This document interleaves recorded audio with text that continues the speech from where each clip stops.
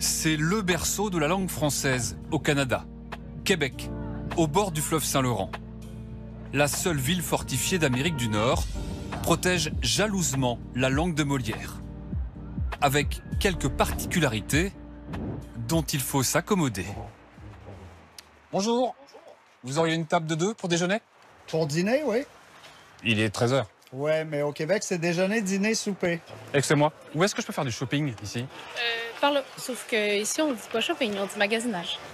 Le Québec assume d'être plus royaliste que le roi côté linguistique.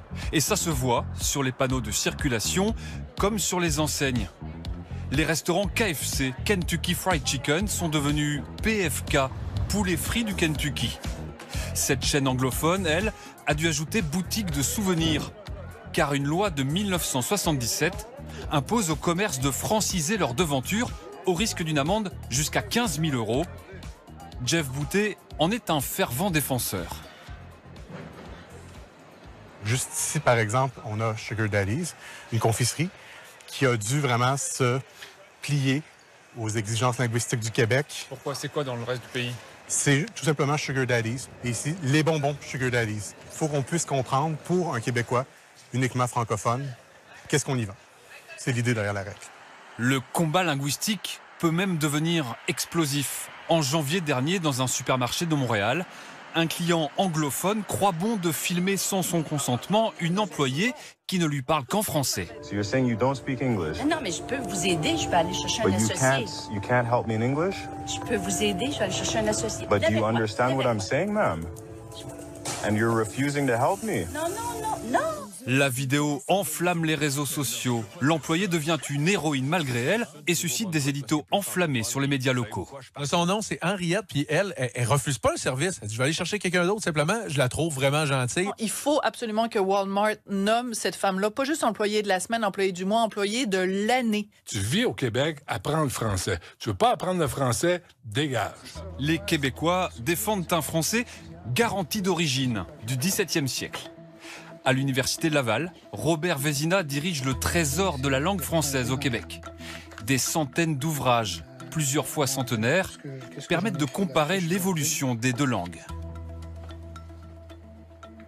Dans cette grammaire de 1827, on voit ici la conjugaison du verbe aller à l'indicatif présent.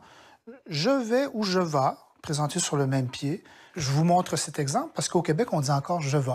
Dans la langue courante, plusieurs personnes vont dire spontanément « je vais ». En fait, je vais au marché, je vais y aller, je vais faire ça. Vous le disiez avant, en fait, Louis XIV, c'est ce qu'il disait. Des mots aussi ont évolué différemment. Un autre exemple de mot que nous avons conservé, que vous avez eu tendance à laisser tomber, c'est le mot « blonde ». Au Québec, on dit « ma blonde » en parlant de ma petite amie, ou parfois même de ma conjointe, c'est « ma blonde ». Donc, ce mot-là est resté totalement vivant, mais il était vivant en France, notamment au 18e siècle. Vous connaissez toujours la chanson folklorique « Auprès de ma blonde ». Pour expliquer l'éloignement progressif du français du Québec avec celui de France, une date. Après la rupture de 1760, la conquête anglaise, on n'était plus de colonie française. Donc là, il y a eu une coupure de communication assez drastique entre l'ancienne métropole et son ancienne colonie, ce qui fait en sorte que la langue française a continué à évoluer ici un peu plus en vase clos.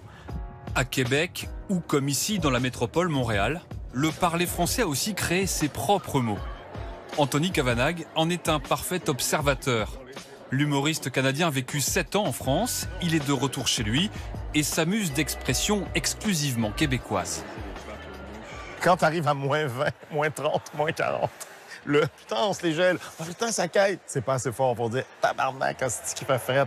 Faut dire le fret. Il fait pas froid, il fait fret. Comme quasiment tous les Québécois, Anthony Kavanagh défend jalousement l'usage du français, ici plus encore qu'à Paris. En France, tout le monde parle français. Ah, mais il y a tel mot d'une autre langue, on va l'intégrer. On s'en fiche, on parle français, on est dans une poste. Ici, nous sommes les Gaulois entourés de presque 400 millions de Romains anglophones. Merci beaucoup, Anthony. Merci à vous. Et bon week-end. Québec, bonne fin de semaine. Bonne fin de semaine, pardon.